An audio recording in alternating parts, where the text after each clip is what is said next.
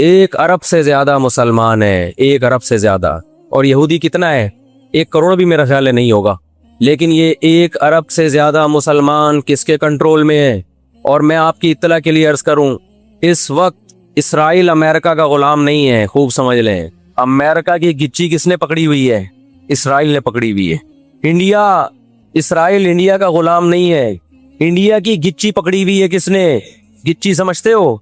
गिच्ची यहां से पकड़ के ना बंदा हिल ना सके। छोटा सा मुल्क है, साजिशों की वजह से, ताकत की वजह से नहीं, मक्कारियों और साजिशों की वजह से दुनिया को कंट्रोल में किया हुआ है। इनके अंदर 2 बीमारियां, एक हसद कि फला को नेमत क्यों मिल रही है, और एक दुनिया से मोहब्बत। कुरान कहता है यवद्दु अहदुहुम लौ युअम्मरु अल्फ सना, इनमें से हर शख्स चाहता है कि कम से कम उसकी उम्र कितनी होनी चाहिए? 1000 साल। और मुसलमान दुनिया से मोहब्बत नहीं करता। तो आप बताओ, 2 ऐसी कौमों का मुकाबला हो कि एक जिंदा रहने के लिए लड़ रही हो और एक मौत के लिए लड़ रही हो, तो फतह किसको मिलेगी? जो मौत के लिए लड़ता है। आज जो दुनिया में सियासी हालात हैं, दुनिया बुराई को अच्छाई कह रही है और अच्छाई को बुराई कह रही है। सारी दुनिया को मालूम है कि इस जंग में सही कौन है और गलत कौन है। सारी दुनिया को 2 और 2 4 की तरह मालूम है ये बात। लेकिन दुनिया की वो अजीम ताकतें जो सुबह शाम हमें तहजीब सिखाती हैं, हमें दहशतगर्द कहते हैं, हमें दुनिया का अमन खराब करने वाला कहते हैं, बार बार हमें ताना देते हैं कि इस्लाम तलवार से फैला है, बार बार हमें दहशतगर्द। और चेकिंग कितनी होती है? जो कोई पाकिस्तानी या कोई मुसलमान जाता है इन कंट्रीज में, कितनी ज्यादा चेकिंग होती है। आप 40-50 सालों की तारीख उठा के देखो, आपको पता चलेगा कि ये बड़ी ताकतें कैसे दुनिया की आंखों में धूल झोंकने की कोशिश करती हैं। इतना जबरदस्त तरीके से झूठ बोला जाता है, इतना जबरदस्त, और ऐसा प्रोपेगेंडा किया जाता है कि लोग उस झूठ को सच समझना शुरू कर देते हैं। मुझे अक्सर एक बात याद आती है जो मैं अक्सर अपने बयानात में भी कहता रहता हूँ कि अल्लाह ताला ने जो क़यामत बनाई है ना, आखिरत, बहुत से लोग क़यामत के मुनकिर हैं ना, वो कहते हैं मर के मिट्टी होके ख़त्म हो जाते हैं। सवाल पैदा होता है कि दुनिया में इतना कुछ गलत हो रहा है कि अगर अल्लाह ने इंसानों को मार के मिट्टी करके ख़त्म करना था और हिसाब किताब का कोई दिन नहीं है, फिर माज़ अल्लाह से बड़ा दुनिया में कोई जालिम नहीं है। फिर सबसे बड़ा इल्ज़ाम उस खुदा पे है जिसने इस कायनात को बनाया कि अल्लाह दुनिया में मजलूमों को पूछने वाला कोई नहीं है, तो आखिरत में भी अगर हिसाब नहीं है तो फिर अल्लाह में और आज की बड़ी ताकतों में, जालिम हुक्मरानों में फर्क क्या हो गया? बताओ दुनिया में पूरा हिसाब होता है क्या? बोलो भाई, होता है क्या दुनिया में पूरा हिसाब? जनरल मुशर्रफ की बहुत सारी बातें जिनसे हम मुत्तफिक नहीं, कुछ बातें बड़ी खानदानी कर गया वो, कुछ गलत लोग भी सही बातें कर जाते हैं ना। जनरल परवेज मुशर्रफ मरहूम की पॉलिसियां, उन पॉलिसियों ने पाकिस्तान को फायदे के बजाय नुकसान पहुंचाया। कुछ बातें बड़ी खानदानी कर गए जनरल मुशर्रफ।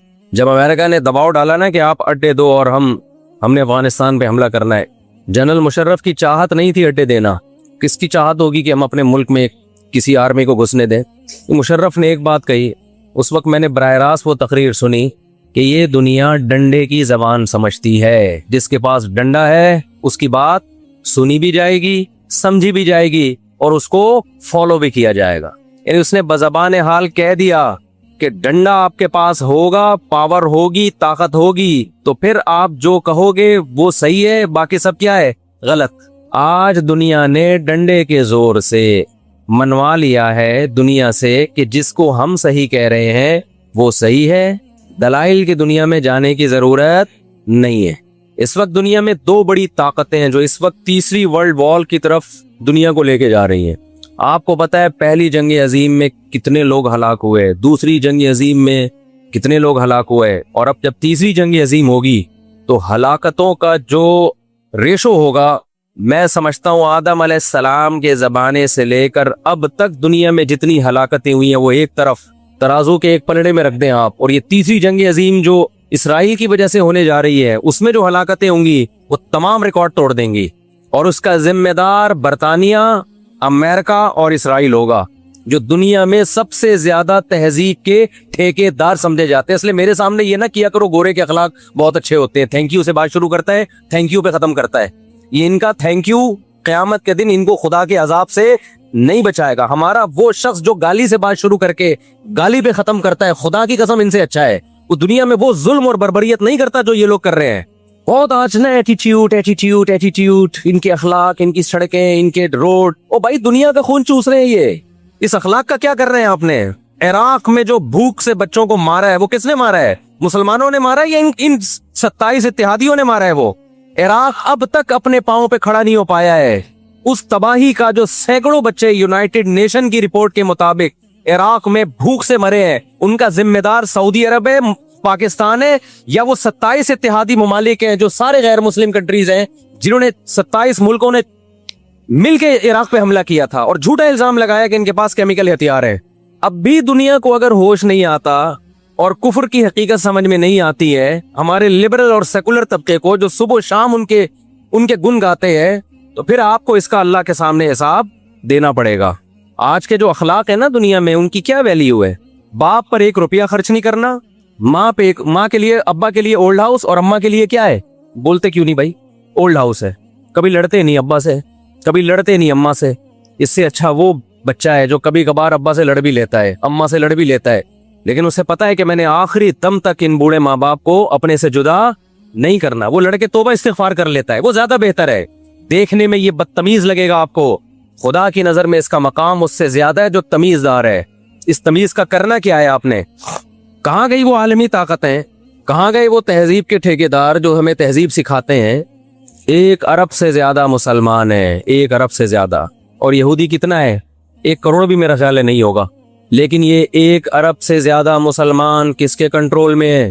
اور میں آپ کی اطلاع کے لیے عرض کروں, اس وقت اسرائیل امریکہ کا غلام نہیں ہے. خوب سمجھ لیں, امریکہ کی گچی کس نے پکڑی ہوئی ہے؟ اسرائیل نے پکڑی ہوئی ہے. اسرائیل انڈیا کا غلام نہیں ہے. انڈیا کی گچی پکڑی ہوئی ہے کس نے؟ گچی سمجھتے ہو؟ گچی یہاں سے پکڑ کے نا بندہ ہل نہ سکے. چھوٹا سا ملک ہے, سازشوں کی وجہ سے, طاقت کی وجہ سے نہیں, مکاریوں اور سازشوں کی وجہ سے دنیا کو کنٹرول میں کیا ہوا ہے. سازشیں کسے کہتے ہیں؟ ایک بہت طاقتور آدمی جو آپ کے کنٹرول میں نہ ہو, آپ اس کے کسی راز پہ مطلع ہو جائیں, اسے کسی برائی میں ڈالیں اور خفیہ ویڈیو بنا لیں آپ, اور بولیں جو میں کہہ رہا ہوں کرتا رہے ورنہ یہ ویڈیو لیک کر دوں گا. وہ انتہائی پاورفل آدمی بھی کنٹرول میں کس کے آ جائے گا؟ ایک انتہائی کمزور آدمی کے کنٹرول میں. آپ ابھی بھی گوگل پہ دیکھ لو, مدینہ اور تبوک, سعودی عرب کا ایک کنارہ اگر مدینہ ہے تو دوسرا کنارہ تبوک ہے. ٹھیک ٹھاک لمبا راستہ ہے, اور ریگستانوں کا ٹھیک ٹھاک لمبا راستہ ہے. تو اس زمانے میں اونٹوں پہ انتہائی شدید گرمی میں بیٹھ کے تبوک کی طرف جانا اور رومیوں سے لڑنا یہ آسان کام نہیں تھا. تو نبی صلی اللہ علیہ وسلم, صحیح حدیث کی روشنی میں جو مضمون ہے وہ میں آپ کے سامنے پیش کر رہا ہوں, کہ صحابی کہتے ہیں نبی صلی اللہ علیہ وسلم کا جب بھی جنگ کا ارادہ ہوتا آپ چھپاتے تھے, بتاتے نہیں تھے تاکہ بات پہلے سے لیک نہ ہو جائے. یہ نبی صلی اللہ علیہ وسلم کی ایک جنگی ایک پالیسی تھی. میں بار بار ایسی احادیثوں پہ کیا کہتا ہوں, مسلمان آج دیسی بہت ہو گیا ہے. مسلمان کیا ہو گیا ہے؟ دیسی. کوئی پالیسی نہیں ہے, کوئی پلاننگ نہیں ہے, الٹے کام کر کے بولے گا کہ اللہ بچائے گا. تو ہمارے نبی صلی اللہ علیہ وسلم کی پلاننگ ہوتی تھی, اس میں کہ یہ بھی بھائی جنگ کا ارادہ تو ایک دم سے اس کو لیک نہیں کرو, دشمن تک بات پھیل جائے گی. تو یہاں آپ نے پہلے بتا دیا کہ بھائی ہمارا جنگ کا ارادہ ہے. تبوک میں اطلاع ملی ہے کہ رومی آ رہے ہیں اور آ رہے تھے لڑنے کے لیے, تو آپ نے فرمایا ہمیں وہاں جا کے ان کو روکنا پڑے گا. تو اب چونکہ یہ آسان لڑائی نہیں تھی, تو اگر آپ اس کو چھپاتے تو صحابہ تیاری نہیں کر پاتے, تو اس لیے آپ صلی اللہ علیہ وسلم نے پہلے سب کو بتا دیا بھائی تبوک جانا ہے. اب مکہ فتح ہوا ہے, تھکے ہارے بیٹھے ہوئے ہیں کہ بھائی اب مکہ فتح ہو گیا, چلو ساری زندگی جو ہم نے مشکلات اٹھائی ہیں اب اس کا پھل کھانے کا وقت آیا ہے, تو اب بھی نہیں آرام سے بیٹھنے دیا جا رہا. صحیح ہے نا؟ اب تو بھائی بڑی طاقتوں سے لڑائی. ابھی تو مشرکین مکہ سے فارغ ہوئے ہیں, عرب قبائل سے فارغ ہوئے ہیں, ابھی تو دنیا پڑی ہوئی ہے. اسی سے پتہ چلتا ہے ہمارے نبی ساری دنیا کے سارے انسانوں کے لیے آئے ہیں. ابھی تو دنیا پڑی ہوئی ہے بھائی, ابھی تو لڑائیوں کا وہ سلسلہ شروع ہوگا. محمد بن قاسم جائے گا سندھ فتح کرنے کے لیے تھوڑے دنوں میں, اور اٹلی تک ہماری فوجیں داخل ہو جائیں گی.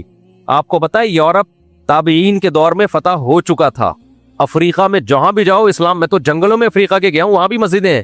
یہ کب آیا اسلام؟ یہ صحابہ کے دور میں آ چکا تھا. ایسے پھیلے ہیں بھائی. تو تبوک میں آپ صلی اللہ علیہ وسلم نے حکم دیا جانا ہے بھائی. اب منافقین پر یہ اتنا شاق گزرا ہے، انہوں نے بولا لو بھائی، کیونکہ یہ وہ ٹائم تھا جب عربوں کی تو زیادہ تر کاشت تھی، کھجور تھی، اب کھجوروں کے پکنے کا ٹائم شروع ہوا تھا۔ لو بھائی، جب پھل کھانے کا وقت شروع ہوا ہے تو اب چلو کہاں؟ جہاد کے لیے، اور ایک طاقتور قوم سے، اور وہ بھی اتنا دور گرمیوں میں۔ تو منافقین یہاں کلابازیاں کھانے لگے، لیکن بعض مخلص صحابہ بھی پیچھے رہ گئے، جن میں کعب ابن مالک تھے، ہلال ابن امیہ تھے، اور مرارہ ابن ربیع رضی اللہ عنہم۔ یہ تین مخلص صحابی تھے جو ہر جنگ میں شریک تھے نبی کے ساتھ۔ کعب ابن مالک بھی تھے جو ہر جنگ میں شرکت ہے، صرف بدر میں اس لیے شریک نہیں ہوا تھا کہ وہ تو نبی کا لڑائی کا ارادہ ہی نہیں تھا، ہمیں کیا پتا تھا کہ جنگ ہو جائے گی۔ اس دفعہ کہتے ہیں کہ میں جب اتنے باغات اور اتنا سب کچھ دیکھتا تھا تو میرا دل اس کی طرف مائل ہو گیا، اور میں سوچتا ہی رہ گیا کہ کل جاؤں گا، پرسوں جاؤں گا، ترسوں جاؤں گا، میرے پاس تو مضبوط سواری ہے، تیز رفتار گھوڑا ہے، میں بعد میں پہنچ جاؤں گا۔ کہتے ہیں یہ سوچتا رہ گیا اور بالآخر نہیں گیا۔ تو نبی صلی اللہ علیہ وسلم جب تبوک میں پہنچے، لڑائی تو ہوئی نہیں، وہ بھاگ گئے تھے، تو آپ صلی اللہ علیہ وسلم جب واپس آئے نا لمبا سفر کر کے، تو مسجد نبی میں آپ صلی اللہ علیہ وسلم کی عادت تھی بیٹھنے کی، سفر سے واپس آ کے 2 رکعت پڑھتے اور بیٹھتے، ملاقاتیں کرتے۔ تو وفود کے وفود آنا شروع ہوئے، منافقین آتے اور قسمیں اٹھا اٹھا کے جھوٹ بولتے۔ تو 3 مخلص صحابی، حضرت کعب ابن مالک، ہلال ابن امیہ اور مرارہ ابن ربیع۔ اچھا، منافق میں جھوٹ سے وہ بات ادھر چلی گئی نا، وہ منافقین آ کے قسمیں اٹھا اٹھا کے جھوٹ بولنے لگے کہ اللہ کی قسم ہمیں عذر تھا، ہمارے یہ مسئلے تھے، ہمارے یہ مسئلے تھے۔ نبی صلی اللہ علیہ وسلم ان کے ظاہری الفاظ کو قبول کرتے، وَوَكَّلَ سَرَائِرَهُمْ إِلَى اللَّهِ، اور ان کے باطن کو کس پہ چھوڑ دیتے؟ اللہ۔ جب کعب ابن مالک آئے نا تو نبی نے ان سے پوچھا أَلَمْ تَكُنْ قَدِ ابْتَعْتَ ظَهْرَكَ، اے کعب کیا تم نے سواری نہیں خریدی تھی؟ کعب ابن مالک نے فرمایا یا رسول اللہ، سواری بھی تھی اور کوئی عذر نہیں تھا پیچھے رہنے کا۔ صاف لفظوں میں اقرار کر لیا کہ مجھ سے غلطی ہوئی ہے۔ باقی 2 اصحاب رسول تھے، صحابی تھے، انہوں نے بھی صاف سچ بول دیا، بھائی ہماری کوتاہی ہے۔ نبی نے فرمایا قم حتی یقضی اللہ فیک، جاؤ یہاں سے، تمہارا فیصلہ کون کرے گا؟ اللہ۔ اس کے بعد نبی صلی اللہ علیہ وسلم نے حکم دیا کہ ان تینوں اصحاب کا بائیکاٹ کیا جائے، ان سے بات چیت بند کر دی جائے۔ تو حضرت کعب ابن مالک کی صحیح مسلم کی حدیث ہے، غالباً بخاری میں بھی ہے، فرماتے ہیں ایسی حالت ہو گئی تھی کہ قرآن نے اس حالت کا تذکرہ کیا ہے، حتی اذا ضاقت علیہم الارض بما رحبت، زمین اپنی کشادگی کے باوجود تنگ ہو گئی، جیل کی کوٹری لگنے لگی تھی، نہ کوئی سلام کرتا، نہ سلام کا جواب دیتا، نہ دیکھتا، یہ حالت ہو گئی تھی۔ انہی دنوں میں کوئی غیر مسلم بادشاہ نے خط بھیجا، ایک غیر مسلم بادشاہ کا سفیر مدینہ کی گلیوں میں آواز لگا رہا تھا، من یدلنی علی کعب ابن مالک، بھائی کوئی کعب ابن مالک نام کے بندے یہاں پائے جاتے ہیں، کوئی بتائے گا کون ہے؟ کہتے لوگ ہاتھ سے اشارہ کر رہے تھے، وہ بیٹھ، کہتے ہیں وہ میرے پاس آیا، بادشاہ کا خط دیا اور کہا کہ ہمیں پتہ چلا ہے کہ تمہارے جو سردار ہیں، تمہارے جو امیر ہیں محمد صلی اللہ علیہ وسلم، معاذ اللہ انہوں نے تمہارے ساتھ بہت نازیبا سلوک کیا ہوا ہے، حالانکہ تم عزت دار آدمی ہو۔ دیکھو کیسا ورغلا رہے ہیں کہ نہیں ورغلا رہے۔ اس سے صاف پتہ چلتا ہے کہ جب کچھ مسئلہ اپنے کنٹری میں ہوتا ہے نا تو بیرونی طاقتیں اس کو کیش کرانا شروع کر دیتی ہیں، تو اپنے جھگڑے خود ہی اپنے اندر ہی رہنے چاہیے۔ کعب ابن مالک اگر پھسلنے والے ہوتے تو یہ موقع تھا پھسلنے کا، وہ ورغلا رہا ہے کہ دیکھو تمہارے ساتھ اچھا سلوک نہیں ہو رہا، تم ہر جنگ میں نبی کے ساتھ شریک، احد میں تم گئے، فتح مکہ میں تم گئے، حدیبیہ میں تم، ہر جگہ تم، اتنی سی ایک دفعہ لڑائی میں شریک نہیں ہوئے اور غلطی مان لی، سوری کر لیا، تو یہ تو نہیں بنتا کہ بائیکاٹ ہو جائے، آپ بات چیت بند۔ حتیٰ کہ آپ کی بیوی کو بھی حکم دے دیا تھا کہ اپنے میکے چلی جاؤ، ان کو بھی حکم دیا ان کے ساتھ مت رہو، اپنے میکے چلی جاؤ، وہ بھی اپنی والدہ کے گھر آ گئیں، بیوی بھی گئی۔ تو کتنے دن؟ 50 دن، سمجھ رہے ہیں کتنے دن؟ 50 دن یہ بائیکاٹ رہا ہے۔ تو جب وہ کہتے ہیں میرے پاس خط آیا نا تو میں نے کہا یہ بھی ایک اور آزمائش ہے میرے لیے، یہ ایک آزمائش تو وہ تھی تبوک میں نہیں گیا، اب ایک اور آزمائش۔ کہتے ہیں پھاڑ کے میں نے پھینک دیا وہ خط، کیا میں نہیں چاہیے آپ کی مدد؟ سمجھتے ہو گے نہیں سمجھتے؟ تو حضرت کعب ابن مالک رضی اللہ تعالیٰ عنہ اس طرح وہ باقی بھی، تو اب جو باقی 2 صحابی تھے ان کی ایج بھی تھوڑی زیادہ تھی، بوڑھے تھے وہ، تو ان کی بیویوں نے اجازت لے لی کہ ہم اپنے بوڑھے شوہر کو چھوڑ کے جائیں گے، یہ اکیلے ہیں، ان کی خدمت کرنے والا کوئی بھی نہیں ہے۔ تو نبی نے اجازت دے دی کہ ٹھیک ہے تم ان کی خدمت کے لیے رہ سکتی ہو، لیکن شوہر اور میاں بیوی والا ریلیشن قائم کرنے کی اجازت نہیں ہے. انہوں نے کہا یا رسول اللہ وہ جب سے ان کو پر سزا نازل ہوئی ہے نا ان کو کسی چیز کی طرف ویسے ہی رغبت نہیں ہے سوائے رونے کے اور ان کا کوئی کام نہیں ہے. حضرت کعب ابن مالک کہتے ہیں مجھے ڈر ہوتا تھا اس حال میں موت نہ واقع ہو جائے, نبی ناراض ہیں اور میری موت واقع ہو جائے. دیکھو یہ بتانا مقصد ہے کہ جو آپ کے بڑے ہوتے ہیں نا جو واقعی مخلص ہوتے ہیں چھوٹی چھوٹی باتوں پہ آج باپ تھوڑا سا ڈانٹ دے بیٹا ایسے باغی بن کے گھر سے نکل جاتا ہے, باپ کے سارے احسانات ایک طرف, ماں تھوڑا سا بدسلوکی شروع کر دے گھر چھوڑ کے بھاگ جاتے ہیں. بھائی زندگی بھر کے احسانات دیکھو یہ آزمائش ہے برداشت کر لو. شوہر بعض خواتین کو کیا ہوتا ہے شوہر نے ڈانٹ دیا اب سوری جب تک نہیں کرے گا تو موڈ ٹھیک نہیں ہوگا ان کا, چھوڑ دو یار شوہر ہے وہ ساری زندگی اس نے تم پر احسان کیا, اونچ نیچ ہو گئی تو گزار ختم کرو, نہیں یہ یوں اونچی آواز سے کیوں بولا, اس طرح گھر کبھی بھی بولو نہیں چلتے, اگنور کر دو چھوڑ دو بھائی سوری نہیں کلوا اس سے. گھر میں جب اکٹھے رہتے ہیں سب کچھ ہوتا ہے, اب نہیں ایسا بولا کہ اس کو پکڑے بیٹھ جاتی ہیں, پھر اس کو آدمی کو پھر سے بڑا غصہ آتا ہے یار تو مجھ میں اور غفار بھائی میں فرق کیا رہ گیا پھر, یعنی اجنبی میں اور مجھ میں کوئی فرق ہے ہی نہیں. تو تھوڑا سا عورت کو شوہر کا غصہ برداشت کرنا پڑتا ہے, سمجھ رہے ہو, شوہر کا غصہ برداشت نہیں ہوگا تو نہیں چل سکے. مرد کو میں اللہ نے فطرتاً غصہ رکھا ہے اور مرد کو عورت کی الٹی سیدھی باتیں تھوڑی برداشت کرنی پڑیں گی. دونوں میں ایک ایک عیب ہے. جلدی سے مثال دے کے بات ختم کرتا ہوں. دیکھو کچھ عیب عورتوں میں ہوتے ہیں وہ بہت برے ہوتے ہیں, کچھ عیب مردوں میں ہوتے ہیں وہ بہت برے ہوتے ہیں. وہ مردوں والے عیب عورت میں ہوں گے تو شاید اتنے برے نہ ہوں, عورت والے عیب مردوں میں ہوں گے تو شاید اتنے برے نہ ہوں. مثال کے طور پر بزدل عورت بھی ہوتی ہے مرد بھی ہوتے ہیں, لیکن زیادہ برا کون لگتا ہے؟ مرد. اسی طرح چیخنا مرد کے لیے بھی برا ہے عورت کے لیے بھی برا, لیکن زیادہ برا کس کے لیے ہے؟ عورت کے لیے. سمجھ رہے ہو, بزدل آدمی ہو اور عورت بھی ہو, آدمی چھپکلی سے ڈرے گا عورت چھپکلی سے ڈرے گی, زیادہ ذلیل کون ہو جائے گا؟ مرد. تو مردوں کے چھپکلی سے ڈر رہا ہے. تو بزدلی ایک ایسی بیماری ہے جو مرد میں بھی ہوتی ہے عورت میں بھی, لیکن مرد میں ہونا زیادہ ذلت کا سبب ہے. اسی طرح یاد رکھو غصے کا تیز ہونا چیخنا چلانا یہ عیب ہے, بری چیز ہے, مرد میں بھی اور عورت میں بھی, لیکن عورت میں زیادہ بری ہے. مرد بھی چیختا ہوا برا لگتا ہے, عورت بھی بری لیکن عورت زیادہ بری لگتی ہے. مرد بھی بزدل ہونا برا لگتا ہے, عورت بھی بری لیکن مرد زیادہ برا لگتا ہے. یہ لبرل سیکولر لوگوں نے نا عورت اور مرد کی جنس کا فرق ہی مٹا دیا ہے, سب کو ایک ہی لاٹھی سے ہانکتے ہیں یہ. تو مرد کا بھی چیخنا برا عورت کا بھی چیخنا برا, لیکن مرد کا چیخنا کم برا ہے, عورت کا چیخنا چلانا زیادہ برا ہے. بے حیا مرد بھی برے ہوتے ہیں عورت بھی بری ہوتی ہے, زیادہ برا کون ہوتا ہے؟ عورت کا بے حیا ہونا زیادہ برا ہے. اس میں تو حیا کے سافٹ ویئر یعنی اللہ نے زیادہ انسٹال کیے ہوئے ہیں. کنجوس عورت بھی بری کنجوس مرد بھی برا, لیکن زیادہ برا کون ہے کنجوسی میں؟ آدمی ہو کے چمنیاں ٹھنڈیاں گن گن کے پوٹلے میں رکھ رہا ہے, یہ زیادہ لعنت بھیجنے کا دل چاہتا ہے اس کے اوپر. عورت بھی کنجوس ہے بری ہے, لیکن اتنی بری نہیں ہے جتنا مرد پہ کنجوسی بری لگتی ہے. تو اسی طرح یہ جو مرد جو ہے نا یہ چیخنا چلانا بہت بری چیز ہے, لیکن یہ تھوڑا سا نیچرل ہے. مردوں کا غصہ آنا وہ چنگیز خان بن جانا تھوڑی دیر میں, اس میں خواتین بالکل اس کو نا وہ بالکل اپنے حساب سے کہ نہیں جب یہ بلا وجہ غصہ آیا کیوں منہ بنا کے بیٹھ جائیں 3 4 دن جب تک سوری نہ کروا لیں اس کو سکونی. تو آدمی پھر تھوڑے دنوں میں ڈپریشن میں جانے لگتا ہے, بولتا ہے یار ہو گیا سب سارا اتنا ہمیں نچوڑ لیا ہے تو تھوڑا سا تو بنتا ہے نا, کیا حال ہے, تھوڑا سا اگر اونچ نیچ ہو جائے تو برداشت کرو یار, اتنا ناک پہ مکھی بٹھا کے بیٹھنا یہ چھوئی موئی والی زندگی دنیا میں کسی کی نہیں گزر سکتی. جن سوسائٹیوں میں چھوئی موئی والا سیٹ اپ چل رہا ہے نا وہ چلتا ہی نہیں ہے سیٹ اپ, تھوڑا سا آڑے ترچے سبھی ہوتے ہیں اور ایسی طرح سوسائٹی کو چلانا پڑتا ہے. پورے سیدھے ہونے کی کوشش کرو گے تو کچھ بھی نہیں ہوگا, تو تھوڑے سے آڑے ترچے ہی چلا کرو, زندگی اسی طرح گزرتی ہے. تھوڑا سا وہ سیٹ اپ تھوڑا سا ٹیڑھا میڑا وہ ہے, تھوڑی سی ٹیڑھی میڑی وہ ہے, ایسے مل کے زندگی کی گاڑی چلتی رہے گی. جہاں پورا ہے بالکل کسی کمیٹی میں یا مسجد کے نمازیوں میں کوئی ایک بندہ آ جائے جو چاہتا ہو مسجد میں ہر کام پورا ٹھیک ہو, وہ بیڑا غرق کر دیتا ہے مسجد کا. ہر مسجد میں ایک پنچایتی ہوتا ہے کہ نہیں ہوتا؟ بولو, وہ یہی کہ یہ آج یہ صورت کیوں پڑھ لی, وہ باتیں صحیح کر رہا ہوتا ہے, وہ ساری باتیں اس کی غلط نہیں ہوتی. یہ کیوں ہو گیا, یہ چپل ٹیڑے کیوں ہیں, یہ صفائی کیوں نہیں ہوئی, پنکھا کیوں نہیں ہوا, یہ ایسا کیوں نہیں ہوا, امام نے اتنی لمبی نماز کیوں پڑھا دی, آج غلطیاں زیادہ کیوں ہوا, وہ درد سر ہوتا ہے. باتیں وہ غلط نہیں کر رہا ہوتا, لیکن اس میں فالٹ کیا ہوتا ہے بھائی, سارا سب جگہ صحیح کچھ بھی نہیں ہوتا, سب تھوڑا بہت اونچ نیچ چل کے گزارا چل رہا ہوتا ہے. تو ایسے لوگ جو بالکل صحیح چلانے کی کوشش کرتے ہیں نا امام کو, ان کو میں کہتا ہوں تو اپنی بیوی کو پورا صحیح چلا کے دکھا دیں. وہاں یہ بھیگی بلی بنے ہوئے ہوتے ہیں, برداشت کر رہے ہوتے ہیں.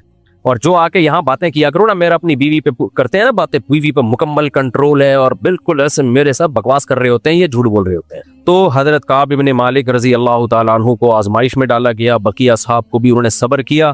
50 دن کے بعد نبی پر وحی آئی، آپ صلی اللہ علیہ وسلم نے فجر کے بعد اعلان کیا کہ ان کی توبہ اللہ نے قبول کر لی ہے۔ تو صحابہ دوڑے ان کے گھر کی طرف، نا یہ دور رہتے تھے، دوڑے گھر کی طرف ان کو خوشخبری دینے کے لیے۔ تو لیکن ایک گھوڑے پہ بیٹھے، ایک ویسے دوڑے، ایک صحابی پہاڑ پہ چڑھ کے زور سے آواز مار دی انہوں نے، ٹھیک ہے نا، زور سے آواز مار دی۔ وَكَانَ الصَّوْتُ أَسْرَعَ مِنَ الْفَرَسِ، کعب ابن مالک کہتے ہیں آواز کی رفتار گھوڑے کی رفتار سے تیز ہے۔ انہوں نے پہلے ہی آواز مار دی، یا کعب ابن مالک ابشر، کہتے ہیں میں نے فجر کی نماز گھر کی چھت پہ پڑھی، سلام پھیرا تو مجھے آواز آئی، اے کعب ابن مالک خوشخبری قبول کرو۔ بس کہتے ہیں میں سمجھ گیا کہ میری توبہ اللہ نے قبول کر لی ہے۔ کہتے ہیں میں دوڑا دوڑا نبی صلی اللہ علیہ وسلم کے پاس مسجد میں آیا، تو جب مسجد میں نبی پہ میری نظر پڑی تو حتی اذا سر استنار وجہہ کأن وجہہ قطعۃ قمر، آپ کی عادت تھی کہ جب آپ خوش ہوتے تھے نا، آپ کا چہرہ ایسے چمکتا تھا جیسے چاند کا ٹکڑا، ایسے اس پہ چمک ہوتی تھی۔ تو نبی کا چہرہ ایسے خوشی سے چمک رہا تھا، اور آپ نے فرمایا ابشر بخیر یوم مر علیک منذ ولدتک امک، اے کعب جس دن سے تجھے تیری ماں نے جنا ہے نا، اس سے زیادہ خوشی کا دن تیری زندگی میں آج تک کبھی بھی نہیں آیا، اس دن کی مبارکباد قبول کر۔ سمجھ میں آ رہی ہے بات کہ نہیں آ رہی؟ کیونکہ نبی جانتے تھے کہ کعب ابن مالک کے لیے یہ 50 دن کتنی ٹینشن میں گزرے ہیں، کیونکہ نبی ناراض ہیں، اور نبی ناراض ہونے کا مطلب کون ہے؟ اللہ ناراض ہے، اللہ ناراض ہے۔ جیسے ہی نبی نے یہ جملہ فرمایا نا کہ اے کعب آج تک تیری زندگی میں اس سے خوشی کا دن نہیں آیا، اس دن کی خوشخبری قبول کر، فرماتے ہیں امن عندک امن عند اللہ، فوراً حضرت کعب نے کیا فرمایا؟ یا رسول اللہ یہ آپ کی طرف سے ہے خوشخبری یا اللہ کی طرف سے؟ دیکھو صحابی کو اللہ کی رضا کی کتنی فکر تھی، اس سے پتہ چلتا ہے صحابہ کو جو نبی سے محبت تھی وہ اصل میں کس کا اظہار تھا؟ اللہ سے محبت کا نتیجہ تھا، اللہ سے محبت۔ تو اصل رضا کس کی مطلوب ہے؟ اللہ کی۔ کیونکہ حضرت کعب کے دل میں یہ خیال پیدا ہوا کہ ہو سکتا ہے نبی نے اپنے طور پہ معاف کر دیا ہو، اللہ کا معاملہ تو ابھی تک گویا پینڈنگ میں پڑا ہوا ہے نا، پھر تو اگر یہ اللہ کی طرف سے تو پھر تو پائیدار ہے، کیونکہ خطا کس کی ہے؟ میں نے نبی کی نافرمانی کر کے اصل میں ناراض کس کو کیا ہے؟ اللہ کو۔ تو کیسا بیلنس تھا نا ان کا، نبی سے محبت بھی بے تحاشا، نبی کے نام پہ جان دے رہے ہیں، لیکن جانتے تھے کہ نبی کی حیثیت اللہ کے رسول کی حیثیت سے آپ سے محبت ہو رہی ہے، محمد بن عبداللہ کی حیثیت دوسرے درجے میں ہے، پہلی حیثیت آپ کی رسول اللہ ہے، اللہ کے پیغمبر ہیں، اللہ کے سفیر، تو پہلے اللہ ہے۔ اسی مضمون کو یہ جو سورہ توبہ میں ایک اور جگہ بیان کیا ہے، وہ آیت میں پڑھ دیتا ہوں 11ویں پارے کا پہلے، وہ بھی سمجھیں قرآن کیا کہہ رہا ہے۔ فَإِن تَرْضَوْا عَنْهُمْ يَحْلِفُونَ لَكُمْ لِتَرْضَوْا عَنْهُمْ، آیت نمبر 96 سورہ توبہ کی 11ویں پارے کا پہلا رکوع ہے۔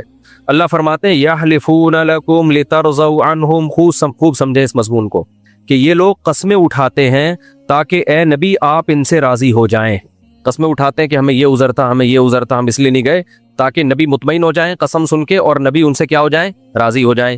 اللہ کہتا ہے فَأَعْرِضُوا عَنْهُمْ، اچھا فَإِن تَرْضَوْا عَنْهُمْ، نبی اگر آپ ان سے راضی ہو بھی گئے، فَإِنَّ اللَّهَ لَا يَرْضَىٰ عَنِ الْقَوْمِ الْفَاسِقِينَ، اللہ ایسے فاسقوں سے راضی نہیں ہوتا۔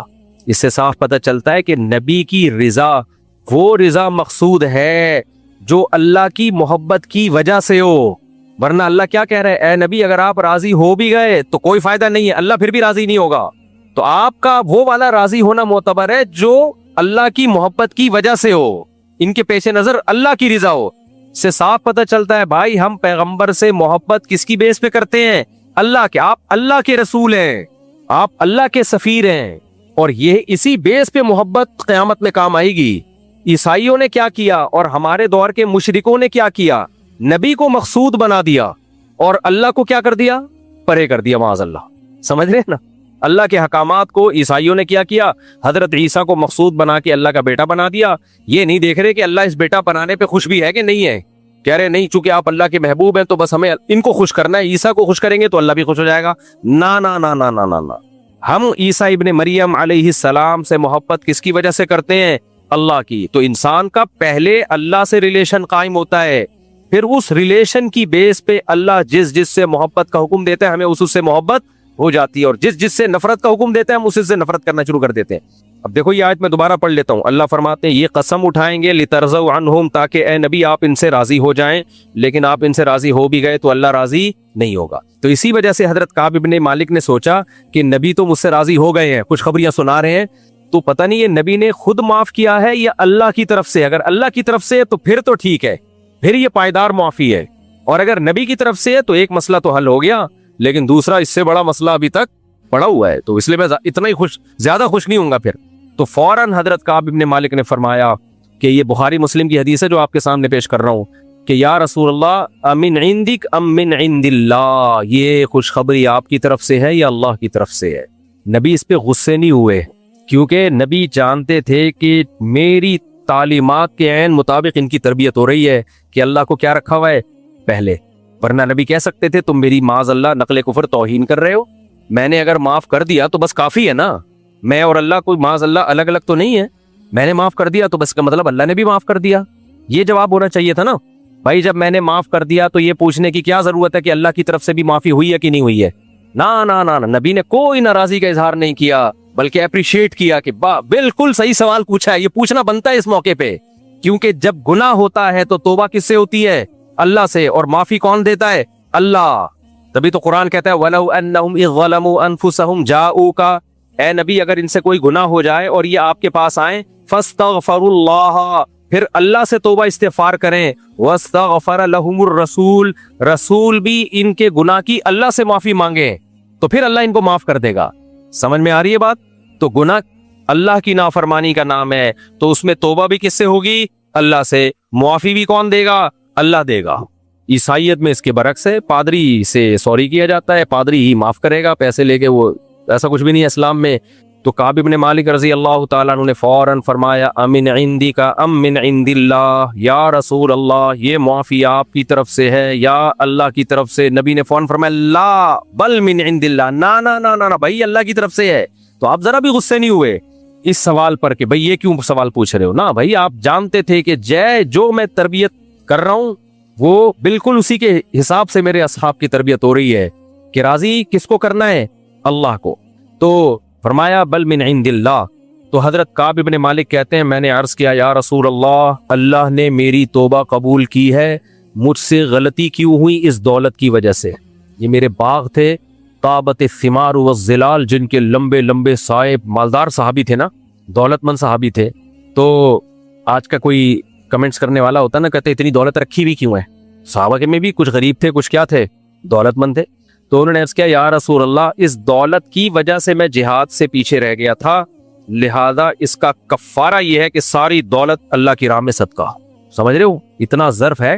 تبھی ہم یہ رافضیوں سے کہتے ہیں کہ تم صحابہ کی غلطیاں تو نکالتے ہو, صحابہ نے یہ غلطی ہوئی, یہ غلط. بھائی ان کی جو توبہ تھی وہ بڑی خاندانی توبہ ہوا کرتی تھی. غلطی ہر انسان سے ہوتی ہے, کلکم خطاؤن, حدیث میں آتا ہے سب غلطیاں کرتے ہیں. آدم علیہ السلام سے نہیں غلطی ہو گئی تھی, درخت کا پھل کھا لیا, تو کیا آدم کا مقام اللہ کی نظر میں گر گیا؟ وہ بھائی توبہ کتنی خاندانی کی تھی آدم علیہ السلام نے. تو صحابہ سے بھی غلطیاں ہوئی ہیں, لیکن ایسا نہیں ہوتا کہ وہ غلطیاں کر کے ہم سے کم ہو گئے. نا غلطیاں اس لیے ہو گئی, بشر تھے بھائی, بشر انسان تھے. تو جب بھی کوئی سوسائٹی میں ہم رہتے ہیں سب کچھ چل رہا ہوتا ہے. ابھی میں نے بات کیا نا, گھر میں بالکل سیدھا چلانے کی کوشش کریں گے گھر ٹوٹ جائے گا. کسی مسجد کو بالکل 100% درست چلانے کی کوشش کریں گے, پنچایتی بن جائیں گے تو وہ چلے گی نہیں مسجد کبھی بھی. تو اسی طرح کوئی اسٹیٹ بھی چلتی ہے, ریاست بھی چلتی ہے, قومیں بھی ایسے ہی چلتی ہیں. تو صحابہ بھی ایسے ہی چلے بھائی, کسی سے غلطی ہو گئی پھر وہ معذرت کر لیں گے, کچھ سے غلطی سے بچے رہیں گے, نہیں کریں گے غلطی. یہ سب سوسائٹی کا حصہ ہوتی ہیں چیزیں. پھر اس میں سیاسی اختلافات بھی جو صحابہ کے ہوئے وہ بھی نیچرل ہے. جب سیاست ہوتی ہے تو سیاسی اختلافات بھی کیا ہوتے ہیں بھائی, وہ انسان تھے وہ. لیکن ان سیاسی اختلافات کے باوجود بھی اسلام کا ڈنکا پوری دنیا میں انہوں نے بجا دیا تھا, پوری دنیا میں اسلام پھیلا دیا تھا. تو کیا تو حضرت کعب ابن مالک نے فرمایا سار ان خلیع من مالی صدقۃ الی اللہ ورسول, یا رسول اللہ اپنے مال سے دستبردار ہوتا ہوں, یہ اللہ اس کی رسول کی طرف صدقہ. سے پتہ چلتا ہے ہم سے کبھی گناہ ہونا تو توبہ بھی کریں, اس کی تلافی میں کچھ صدقہ بھی کریں. ایک لڑکے نے مجھے کہا مجھے ہینڈ پریکٹس کی عادت پڑی ہوئی ہے, 100 دفعہ توبہ کرتا ہوں پھر توبہ ٹوٹ جاتی. میں نے کہا جب توبہ کرنا کچھ صدقہ بھی کیا کر تو. یہ فری پھوکٹ کا جو جب یہ مہنگا ہو جائے گا پھر صحیح ہے نا, یہ کام کا تجھے پتہ چلے گا کہ اس کے مجھے پیسے دینے پڑتے ہیں, تو آہستہ آہستہ سزا جب ملتی ہے تو وہ گناہ آہستہ آہستہ کم ہونا شروع ہوتا ہے. تو فحش فلموں کی عادت پڑ گئی بھائی, کچھ صدقہ کرو, توبہ بھی کرو اور اپنے آپ کو کچھ سزا بھی دو. تو حضرت کعب بن مالک کہتے ہیں میں نے سارا مال صدقہ. آج کل کیا ہوتا ہے, آج کل کے جو جاہل پیر ہوتے ہیں, کوئی مرید آ کے کہے پھونکو والی سرکار سے یہ سارا آپ کو دیا, وہ فوراً لے کے بھاگ جائے گا. کیا خیال ہے, ایسا ہی ہوتا ہے کہ نہیں ہوتا؟ جو جاہل پیر ہیں وہ کیا کرتے ہیں, ٹھیک ہے دے دو. سید الانبیاء صلی اللہ علیہ وسلم امت کے خیر خواہ تھے. آپ نے جب دیکھا کہ جب ان